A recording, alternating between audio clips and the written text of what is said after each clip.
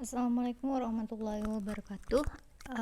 Pada kesempatan kali ini, saya akan membahas materi pertama untuk mata kuliah matematika diskrit. Jadi berdasarkan kontrak kuliah kita kemarin, uh, itu untuk materi pertama di mata kuliah matematika diskrit itu kita akan membahas mengenai logika ya. Jadi di sini kita akan membahas mengenai logika, tapi di sini difokuskan kepada hubungan antar pernyataan atau statement ya. Jadi terkait hubungan pernyataan-pernyataan atau statement seperti itu. Di sini seperti yang kalian tahu, di sini ada beberapa pernyataan ya, di mana di sini yang pertama, pernyataan pertama yaitu semua pengendara sepeda motor memakai helm. Itu pernyataan pertama. Pernyataan kedua adalah setiap orang yang memakai helm adalah mahasiswa. Dan yang ketiga yaitu pernyataan adalah jadi semua pengendara sepeda motor adalah mahasiswa. Ya. Jadi di sini ini merupakan pernyataan-pernyataan atau statement di mana nilai kebenarannya, apakah pernyataan ini benar atau tidak, itu belum kita ketahui, seperti itu. Jadi apakah contohnya pernyataan pertama, semua pengendara sepeda motor memakai helm, apakah pernyataan ini benar atau salah, itu belum kita ketahui. Jadi di dalam logika itu sebenarnya tidak digunakan untuk mengetahui apakah dia benar atau salah. Jadi bisa dikatakan logika itu tidak membantu menentukan apakah pernyataan ini benar atau salah, seperti itu. Tetapi jika pernyataan pertama di sini dan pernyataan kedua di sini itu benar, ya, maka berdasarkan penalaran dengan menggunakan logika, itu akan membawa kita pada kesimpulan bahwa pernyataan semua pengendara sepeda motor adalah mahasiswa ini adalah benar, seperti itu. Nah, jadi di situ intinya. Jadi logika sendiri itu tidak menentukan apakah pernyataan itu benar atau salah, ya. Tetapi jika kita bernalar menggunakan logika dan pernyataan penyusunnya itu benar, maka di sini untuk kalimat ketiga atau pernyataan ketiga, ataupun bisa disebut sebagai kesimpulan dari pernyataan pertama dan pernyataan kedua, itu bisa benar jika kedua penyusunnya itu benar, seperti itu. Ini hanya ilustrasi atau contoh ya untuk statement atau pernyataan-pernyataan yang biasa digunakan di dalam logika, seperti itu. Oke. Nah, di sini ada yang disebut sebagai proposisi. Oke. Nah, ada yang namanya proposisi. Nah, apa itu proposisi? Proposisi itu dikatakan sebagai kalimat deklaratif yang bernilai benar atau salah tetapi tidak keduanya. Ingat, di sini dia bisa benar, bisa salah, tetapi tidak kedua-duanya. Jadi dia tidak memiliki nilai kebenaran benar dan salah gitu. Tapi bisa saja dia benar, bisa saja dia salah gitu ya. Nah, kalimat deklaratif itu kalimat yang seperti apa sih? Kalimat yang berisi pernyataan atau statement Itu kalimat deklaratif. Jadi perlu diketahui bahwa di sini definisi dari proposisi itu yang menjadi kata kunci adalah bernilai benar atau salah, tetapi tidak keduanya. Jadi satu proposisi itu tidak akan di kesempatan yang sama dia bernilai benar dan salah, seperti itu. Dia hanya kemungkinannya benar dan salah, ya, seperti itu proposisi. Oke. Nah, di sini kita bisa memberikan contoh. Tentukan mana yang merupakan proposisi dan yang mana bukan proposisi. Di sini 5 adalah bilangan prima. Oke, jelas. Ini proposisi dengan nilai kebenarannya adalah benar. Jadi bedakan di sini benar dan salah dengan nilai kebenaran. Oke. Jadi nilai kebenaran itu ada 2. Benar atau salah. Itu namanya nilai kebenaran, ya. Jadi nilai kebenaran itu ada 2. Yaitu benar dan salah. Seperti itu, ya. Yang kedua, 14 merupakan bilangan kelipatan 5. 14 merupakan bilangan kelipatan 5. Oke, dia merupakan proposisi, tapi nilai kebenarannya salah. Kenapa dia merupakan proposisi? Yang pertama adalah dia merupakan kalimat deklaratif. Itu yang pertama. Yang kedua, dia memiliki nilai kebenaran, yaitu nilai kebenarannya salah. Oke. Nah, di pernyataan ketiga di sini kita lihat siapakah yang tidak mengerjakan PR? Dia bukan proposisi. Kalimat ini bukan proposisi. Kenapa? Karena kalimat ketiga itu adalah kalimat pertanyaan atau kalimat tanya, bukan kalimat deklaratif. Dan dia tidak bisa ditentukan apakah dia benar atau dia salah, seperti itu. Maka tidak bisa dikatakan bahwa kalimat ketiga ini merupakan proposisi, ya. Jadi bukan proposisi ya, untuk yang kalimat ketiga ini, seperti itu. Nah, di situ sudah kita bisa bisa bedakan mana proposisi dan mana bukan proposisi. Intinya yang pertama adalah dia harus kalimat deklaratif. Oke, saya ulang lagi, dia harus kalimat deklaratif. Dia harus memiliki nilai kebenaran, yaitu benar atau salah, tetapi dia tidak boleh keduanya. Oke, seperti itu, ya. Nah, di proposisi itu biasanya dilambangkan dengan huruf kecil. Biasanya proposisi itu banyak ditulis adalah P, Q, R, dan seterusnya. Biasanya kalau di dalam logika itu lebih dominan ya menggunakan P, Q, dan R. Jadi jarang biasanya menggunakan A, B, dan C. Jarang sekali. Karena memang kebanyakan buku-buku itu untuk proposisinya ya biasanya menggunakan P, Q, dan R. Itu untuk lambangnya sendiri. Nah, sementara untuk nilai kebenaran dari proposisi itu adalah dilambangkan dengan B atau S. B itu benar, S itu salah. Atau biasanya ada buku menggunakan T dan F. Ini benar, ini salah. Diambil dari bahasa Inggris true and false gitu ya. Seperti itu. Nah, ini contohnya. Ini kita punya proposisi nih, P.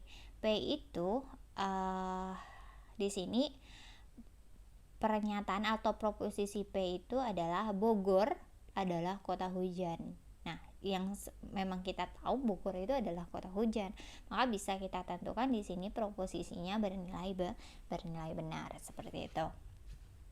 Oke. Di sini selanjutnya kita akan membahas mengenai bagaimana sih cara mengkombinasikan proposisi. Kalau himpunan, kalau fungsi itu ada yang namanya operasi himpunan, operasi fungsi. Tapi kalau di dalam proposisi sendiri bukan operasi namanya, tapi lebih kepada mengkombinasikan atau menggabungkan proposisi-proposisi. Nah, untuk menggabungkan atau mengkombinasikan proposisi, kita harus menggunakan operator atau yang biasanya disebut operator logika ya, operator logika. Nah, operator logika di sini ada dan, atau, dan tidak. Itu operator logika yang digunakan. Jadi dan atau tidak itu merupakan operator dasar ya, operator logika dasar. Jadi ini dasarnya. Jadi dari 3 ini, dan atau tidak, seperti itu. Nah, selain itu juga di proposisi yang diperoleh dari pengkombinasian ya, yang diperoleh dari mengkombinasikan atau menghubungkan dua proposisi atau lebih, itu dinamakan sebagai proposisi majemuk ya, proposisi majemuk, seperti itu. Jadi ada yang namanya proposisi majemuk. Proposisi majemuk itu apa? Proposisi baru yang diperoleh dari pengkombinasian. Jadi hasil dari kombinasi proposisi itu dinamakan proposisi majemuk. Jadi sementara proposisi yang lain ya, yang bukan merupakan hasil dari kombinasi, itu disebut sebagai proposisi atomik, seperti itu. Nah, itu dia. Nah, di sini juga kita selain dari 3 operator logika ini, kita juga akan membahas mengenai ingkaran atau negasi ya, ingkaran atau negasi. Biasa ada buku yang menyebutkan bahwa atau menamai dia sebagai ingkaran. Ada juga buku yang menyebutnya sebagai negasi. Nah, lambang dari ingkaran itu adalah ini, atau garis atas. Jadi kalau misalnya kita punya proposisi nih, ini katakan ini proposisi P. Nah, proposisi P adalah misalnya tadi Bogor ya, Bogor adalah kota hujan. Jadi kalau misalnya kita punya ingkaran ya, ingkaran kita lambangkan seperti ini atau gini.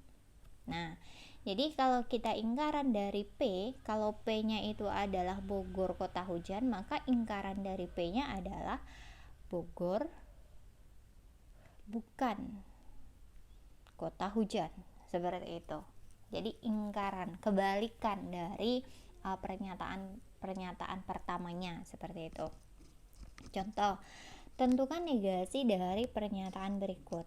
Jika di sini ada P ya, sebuah proposisi P di mana 2 ditambah 5 itu sama dengan 7, maka ingkaran P itu adalah 2 ditambah 5 tidak sama dengan 7.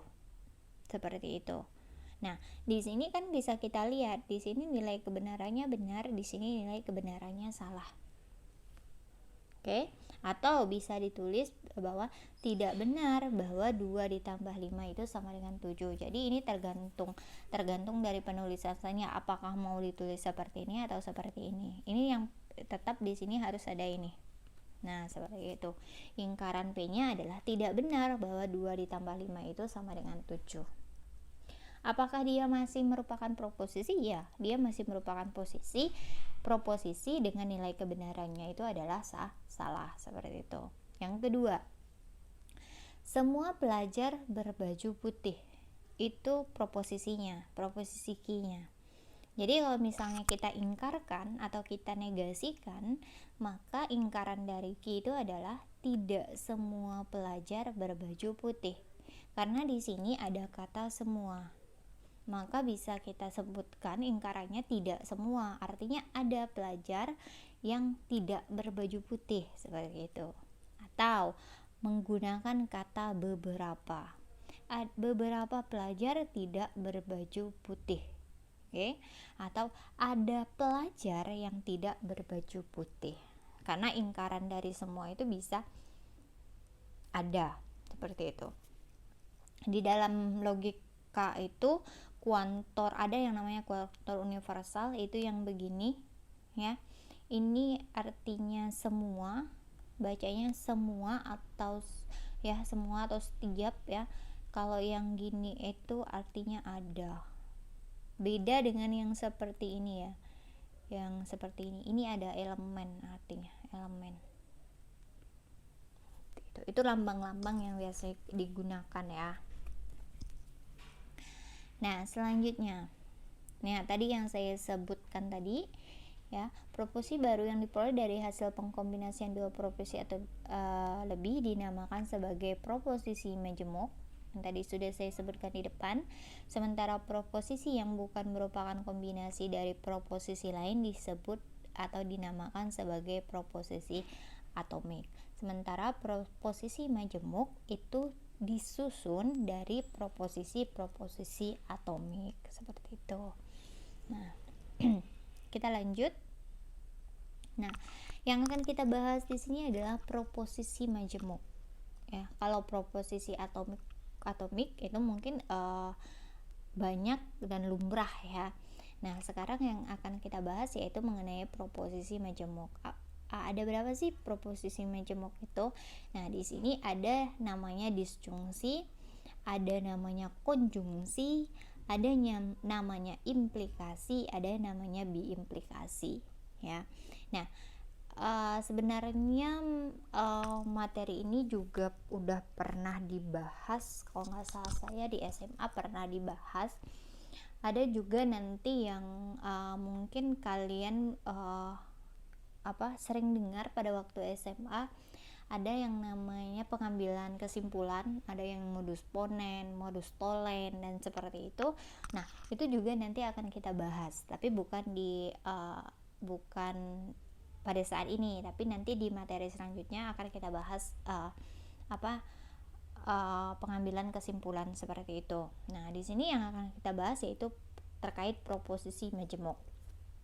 Nah, di sini yang pertama adalah disjungsi. Contoh, Ana memesan sandal merah atau sepatu basket.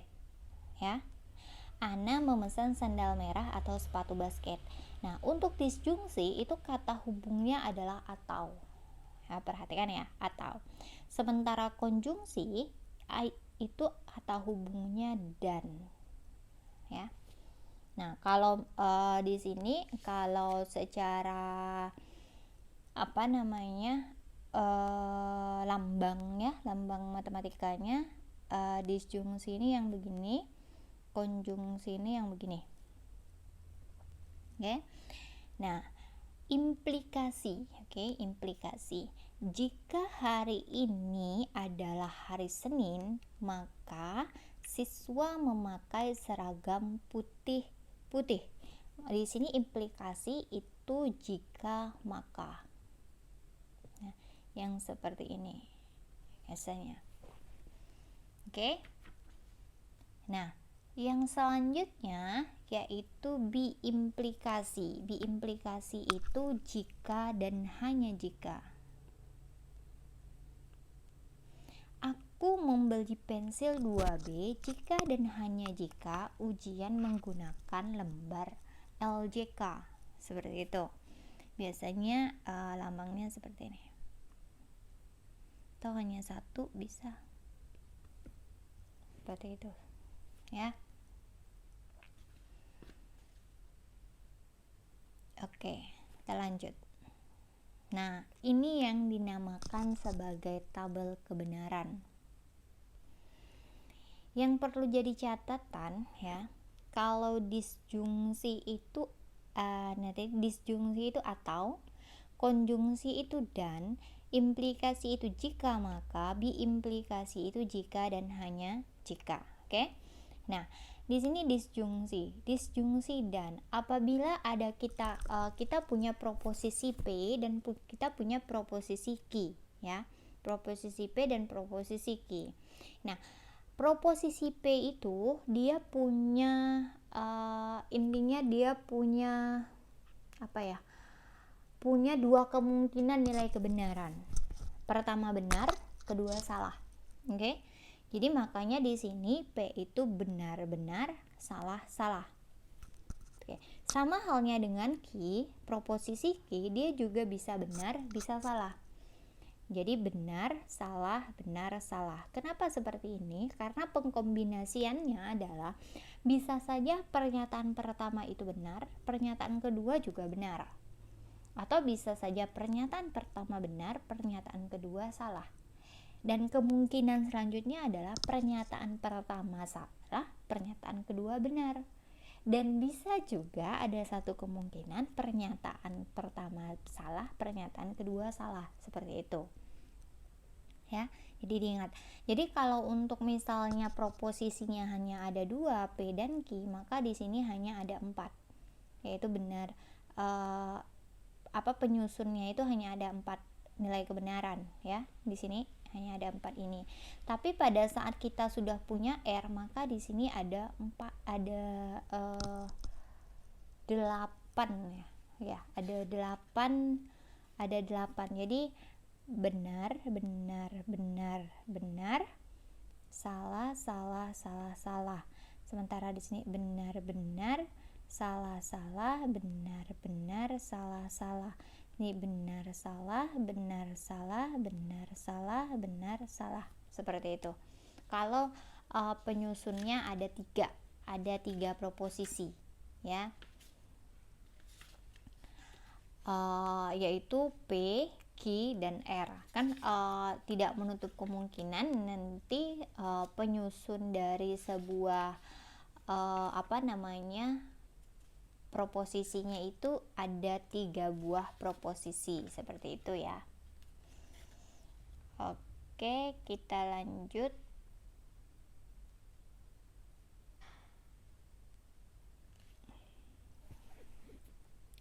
Nah, di sini yang menjadi perhatian kita adalah jika 2 buah pernyataan dikombinasikan, ya, dengan disjungsi menggunakan atau, jadi nilai kebenarannya itu dia akan benar, ya, apabila benar-benar, benar salah, salah benar. Jadi proposisi penyusunnya itu benar-benar, benar salah, salah benar. Dia akan nilai kebenarannya akan benar untuk disjungsi. Atau gini aja, mungkin lebih mudahnya gini, disjungsi itu akan bernilai salah apabila kedua-duanya salah. Selain dari itu, maka dia semuanya benar. Seperti itu. Jadi kalau pernyataan pertama benar, pernyataan kedua benar, maka pernyataan yang digabungkan, ya, dikombinasikan dengan disjungsi, itu pernyataannya menjadi benar. Tapi apabila pernyataan pertama salah dan pernyataan kedua salah, maka jika dihubungkan atau dikombinasikan dengan disjungsi, maka nilai kebenarannya menjadi salah. Jadi ini yang jadi poinnya. Oke, yang jadi poinnya ini.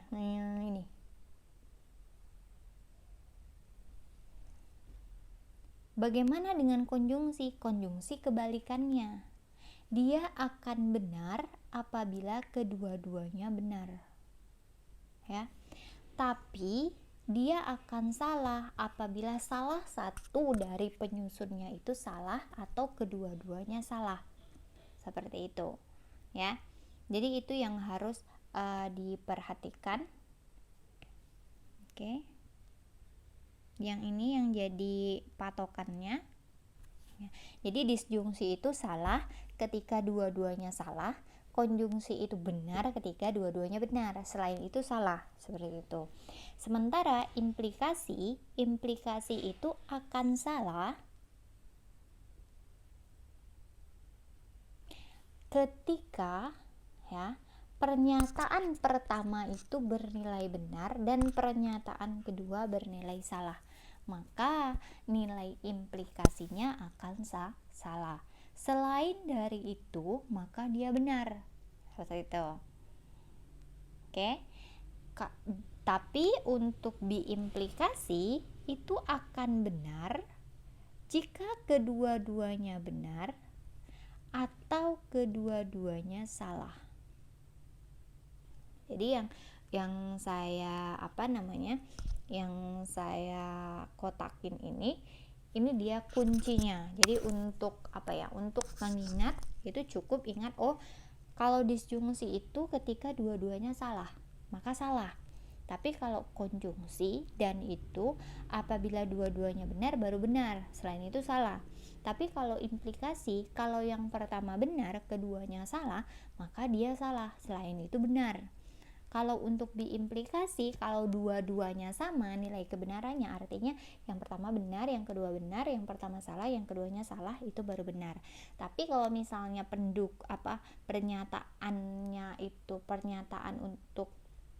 pernyataan pendukungnya itu P dan Q-nya itu dia tidak memiliki nilai kebenaran yang sama, maka dia akan bernilai salah. Seperti itu untuk untuk proposisi majemuk. Jadi semua ini adalah nilai kebenarannya, seperti itu, nilai kebenaran dari sebuah proposisi majemuk. Ini namanya adalah tabel kebenaran, seperti itu. Jadi nanti bisa saja kita diberikan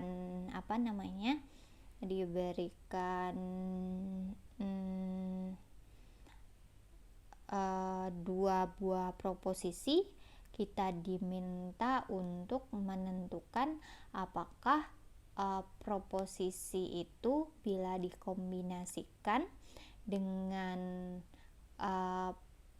proposisi disjungsikah, konjungsikah, atau implikasi-kah, atau gabungan antara disjungsi dan konjungsi, kita diminta untuk menentukan nilai kebenarannya, maka kita bisa gunakan tabel kebenaran. Misalnya gini contohnya ya. Oke, saya to trust.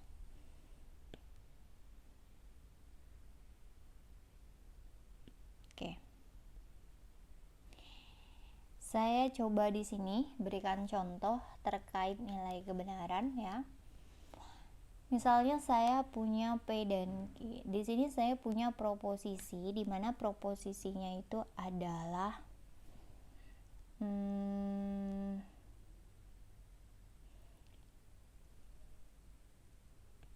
P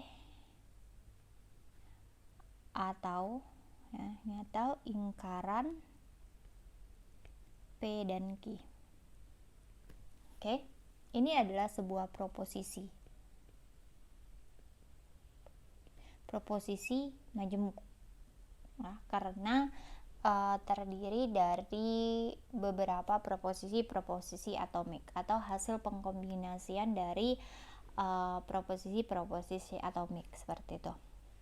Nah, saya minta misalnya tentukan nilai kebenaran dari proposisi ini, seperti itu ya.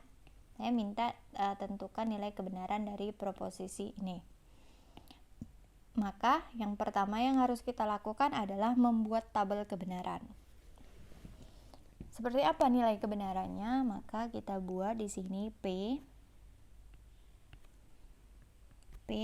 di sini Q, ya.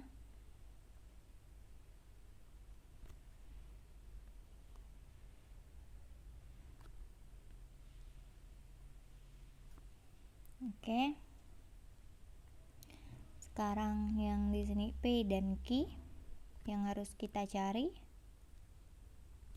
Setelah itu ingkaran dari P dan Q. Karena di sini ada ingkaran P dan Q, maka kita harus cari nilai kebenaran untuk ingkaran P dan Q. Dan yang terakhir adalah P atau ingkaran P dan Q.